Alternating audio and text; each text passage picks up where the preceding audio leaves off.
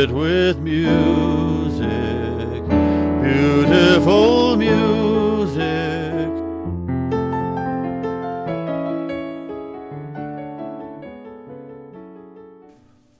Hello, I'm Fred Miller, and this is yet another lecture in song. And before we go into the wonderful world of Rodgers and Hart, a little bit about me. I was born in Albuquerque, New Mexico, had a real passion for classical music from a very early age, and luckily I had a wonderful classical piano teacher as well, and I was really into all that grand opera, classical music. And then right on my 13th birthday, the day I turned into a teenager, the Beatles arrived in America, and my musical taste expanded to include the great rock songs of the 60s. That would go on through high school till the summer after I graduated. A friend showed me this something, I guess, in a magazine. Maybe it was the New York Times. I think his parents took the New York Times, and about this big rock festival taking place in upstate New York. And we looked at that lineup and we thought, oh, we've got to go. And we did. We hitchhiked most of the way from New Mexico to the Woodstock Festival. I even managed to show up very prominently in the poster there. Now, that was it for rock music, and I was not really, I didn't ever want to be a rock musician. I didn't know if I was ever going to be cut out to be a classical musician. Wanted to be a musician. Went to college because that's what one did, and I stayed for about 5 minutes and then left and traveled around the country until I finally ended up in Greenwich Village, and at some point somebody gave me an album of Ella Fitzgerald singing Cole Porter, and there was my music, the world of Gershwin, Porter, Kern, Rodgers, Berlin, Fred Astaire, Judy Garland, Ethel Merman, Frank Sinatra, Bing Crosby. And that's been my music, and I came up with the idea of a lecture in song, each one being a profile of a great personality or some aspect of American popular song. I started with two categories, songwriters and performers, and I thought, oh, I'll have maybe 10 programs out of that. And over the years, somehow things expanded to 7 categories, and now 75 different lectures in song, each one described in detail at fredmillermusic.com.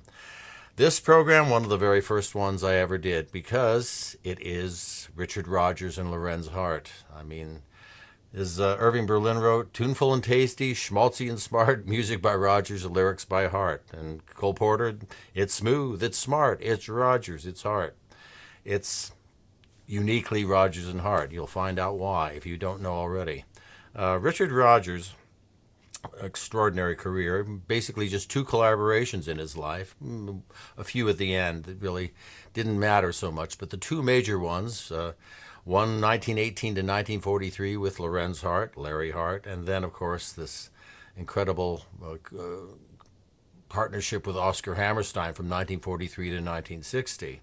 That was about 40 years uninterrupted, and plus, there was another 19 after Oscar Hammerstein died as well. So just unbelievable track record, and the man was just made of melody. For him, the theater was lifelong medicine. He was a very kind of conflicted man. If you read his books and actually read books about people who have written about him, he was a very difficult man and really sort of a tormented man, I suppose. But the music flowed all through those years. He said, if I'm unhappy, it, meaning the theater or music, takes my unhappiness away, and if I'm already happy, I get happier yet. So, anyway, the Rodgers family were Jewish immigrants, I guess, basically like everybody else practically in the whole music business, certainly in New York. Rogozinski was the original name. I guess the original Mr. Rogozinski arrived in America fleeing the Tsar. In the 1860s, settled in Missouri, and he had 8 children, one of whom became Dr. William Rodgers, family practitioner in Harlem, and that was Richard Rodgers' father. And, of course, the name had changed from Rogozinski now to Rodgers with a D. Richard Rodgers was born June 28th, 1902 on Long Island, and the parents were very supportive of his talent and music and all that. His maternal grandparents, the Levies, were apparently they were quite wealthy. I think lace manufacturers, something like that, and everybody lived in the Levies' house, and so the father sang and the mother played the piano. It sounds like, as when Richard Rodgers describes it, it sounds like a very tense kind of household, whatever. But anyway, the music certainly thrived. And he developed his musical skills. This, I guess, was very popular to go to camp, and then these sort of theater camps as well. And it was also the era of going to the theater or going to the Metropolitan Opera. This is, if he was born 1902, that means that as a teenager he was going to the Metropolitan Opera and seeing Enrico Caruso and Geraldine Farrar. And most importantly, for his future, it was the era of Jerome Kern, the Princess Theater musicals from about 1915 to about 1919, and he took those all in, and those definitely influenced him. Those were the beginnings of what we think of as the American musical theater. In 1918, he was hanging around Columbia University, where his older brother was, and he was this kind of kid just making a pest of himself. And apparently, there are these sort of like wasn't hasty pudding, but whatever the equivalent was at Columbia, they were putting on shows, and he made it known that he was a composer. And somebody suggested, well, maybe you should meet Larry Hart. Larry Hart had been a Columbia graduate a few years before and was still hanging around, I guess. And so Rodgers described it. This is him, 16 years old. He goes to Larry Hart's house, and the door opens, and there's this unkempt, sort of unshaven, sort of little guy with about 4'11" or something like that, and probably with tuxedo pants and probably smoking a cigar, and in his slippers probably, and no doubt maybe a tumbler of whiskey in his hand. And anyway, they started this animated conversation, and he just left the house. He said that he left that meeting having acquired a career, a partner, a best friend, and a source of permanent irritation. He also met Oscar Hammerstein in that period, who was a Columbia graduate as well, but that would have to wait about another 20 years. Anyway, the two of them set to work, and they got some attention from Lou Fields, Dorothy Fields' father. It was a show called A Lonely Romeo. There is a railroad around Lover's Lane, and the conductor is you.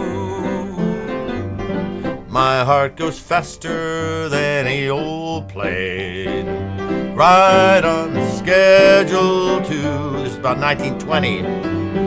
All is ready for our honeymoon. I've a route in view. Our express leaves morning, night, and noon. Travel with me, please do. We'll melt in Syria, freeze in Siberia, negligee in Timbuktu. In dreamy Portugal, I'm gonna Cortugal, ancient Rome will paint anew. Life would be cheerier on Lake Superior, how would Peking do? I'm gonna Konya in California, any old place with you. I'd go to Helphia or Philadelphia, any old place with you. Well, he says it wasn't much of a splash, but to Larry and me, Niagara Falls never made such a roar as the sounds of those nice matinee ladies patting their gloved hands together. Well, they did a full score for that Poor Little Rich Girl, and then they would only find this is the business. It was replaced by 8 Romberg tunes and 1...